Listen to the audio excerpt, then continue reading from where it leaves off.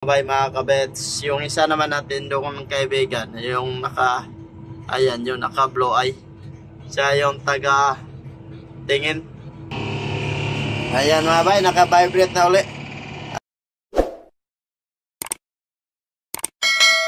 Alright, so ito na muna yung ating titirahin sa ngayon mga bay mga kabets ay kaya natin ang gawing pundasyon dito sa aming riprap mga bay. So, ito na yung mga seed pile na aming tinatanim mga kabets, no? So, nagsama-sama, nagtulungan na yung buong team dito. So, kaya natin to dito sa kabila para malagyan to ng purma at makuha yung elevation niya mga bay, mga kabets. So, medyo mababa na. At yung isang kasama naman natin yung lungan, siya yung taga-kuha ng ating stock dito. Pagkatapos natin ito mahukayan mga bay, mga kabets, ayan, mabaon pa to, review pa to ng ating kasamahang operator ng Vibro. So, idiin pa niya hanggang sa masagad, hanggang sa makuha yung elevation mga bay, kung hanggang saan yung set file o ano yung level niya.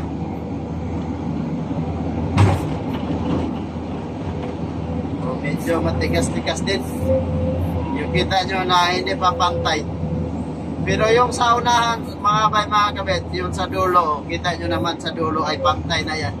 Natapos na yan niya at kanya na yung na-replay mga bay, mga kabet, at kanya nang na-review pala. O na-review na niya, nadiinan niya yan at hanggang dyan na yung set file mga bay. So medyo mahirap lang ang paghuhukay dito dahil sumasagi yung ipin sa bako sa ilalim mga kabets, gawa ng may seed pile sa gitna ng ating hinuhukayan. Alright, so yung ating isang kasama ay nandun na rin sa ating likuran. Ayan na yung isang kasama natin at patuloy nagbabao ng set file mga kabets. Ayan yung ating kasama mga bay, dyan siya sa taas. So, at patuloy, at dito naman sa baba ay natin na itong huhukayan para ma-review at maano na to, mabuhusan na ng pundasyon. Dito pa rin tayo sa Ditay, Zamboanga, Sibugay. O Diplahan, bayan ng Diplahan, Zamboanga, Sibugay mga bay, mga kabets. Boundary ng Zamboanga del Sur.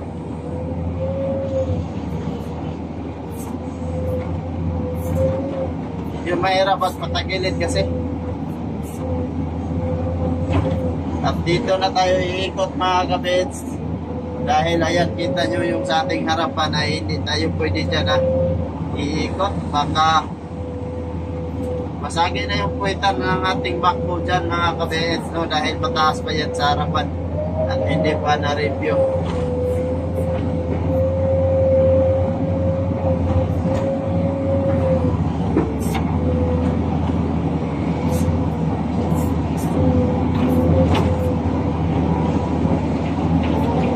Maya lang kaunti ay kanya na yung i-review pagdiin para makuha na yung elevation sa set file. Yung hindi naman na kaya ng idiin mga bay hanggang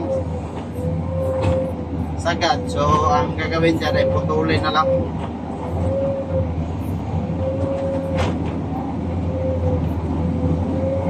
Ingat-ingat sa lahat ng mga construction workers yan. Saludo tayo sa ating mga kasamaan kababayan na mga construction worker at drivers, operator, at ano bang position dyan sa mga construction worker na laging lumalaban ng patas, nagtrabaho ng marangal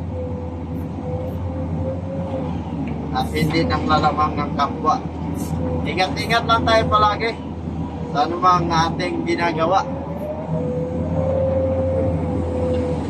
at huwag kalimutan, huwag dasal. Alright mga bay, so pa-review na lang natin to sa kanya maya-maya mga kabits. dito na guys, matapos na tayo ating paghuhukay dito para gawing pundasyon. Tansyahan lang to dahil hindi makita mga kabits, dahil nga may tubig. So, tansyahan lang yung paghuhukay dito. Pakiramdaman lang ba pantay ba o hindi. So hindi talaga to makuha yung, hindi talaga to masyado pantay sa ilalim kasi hindi natin makita, at least hindi din gaano kalalim.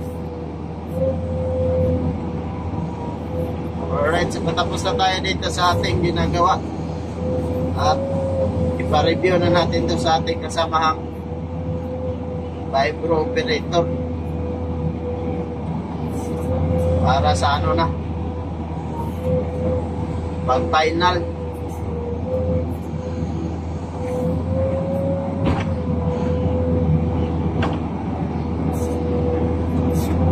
Yan na mga bay, ayos na yan.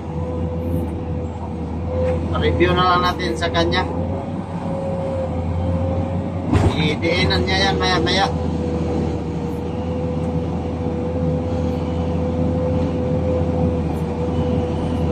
Ayos na yan, pwede na.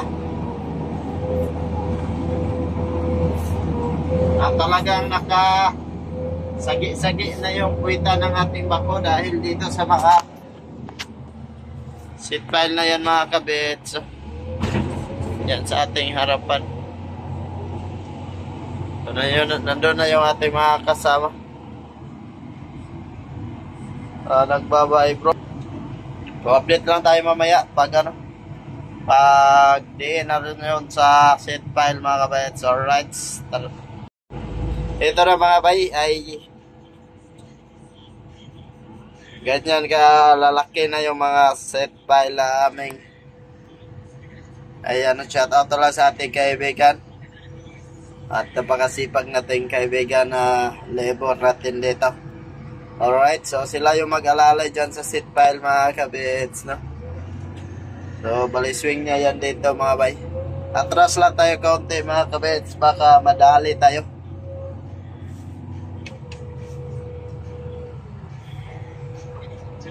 Ayan na, at yan ang nakatos up na yan.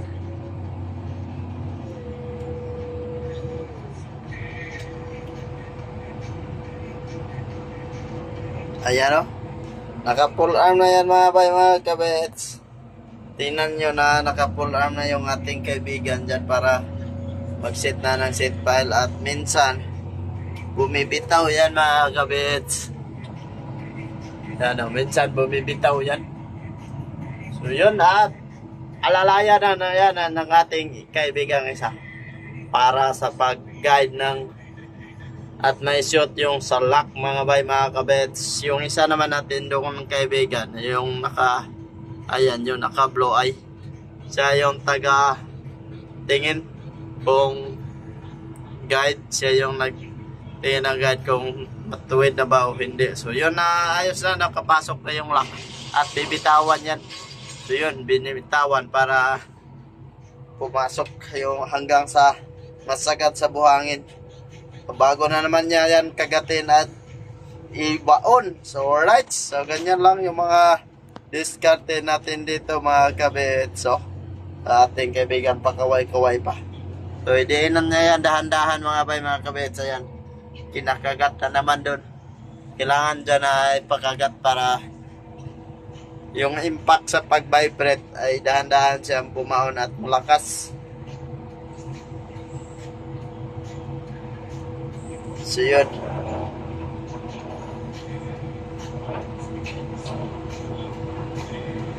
O yun o, naka-vibro na yan mga bay, naka-vibrate na yan, dahan-dahan na yan pa din. So yun, dahan-dahan na yan pa din mga bay. So ayan ang mga bay, at dahan-dahan na bumaon. So medyo ayan, nangalahati na no. So tuloy-tuloy at medyo tumumba na kasi, kaya kailangan niyang itulak paharap dito sa atin mga kabets. Ayan o. So tulak na niya mga kabets. Ayan na, dahan-dahan na, baon na ng baon. So Bilisan mo ang pagbaon. Alright. So, tuyok-tuyok pa. Yan. Malapit-malapit na mga bay, mga kabits.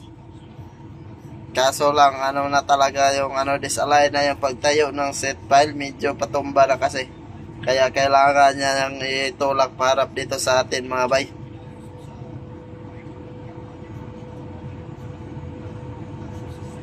Maya-maya ay alalaya na lang natin yan, mga kabits, no?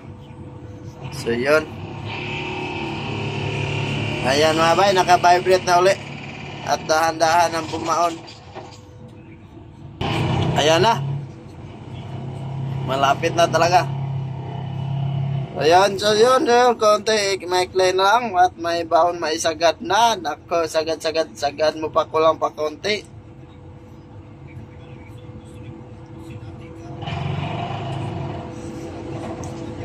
So yun mga bay, mga kabits, ay konti na lang. Tulak, video tulak parap dito base. Kaya hindi niya tinuloy-tuloy dahil patumba ng dahan-dahan. Kailangan talaga itulak dito. So yan. At tapos na. Ganyan lang mga kabits. Kuha na naman uli.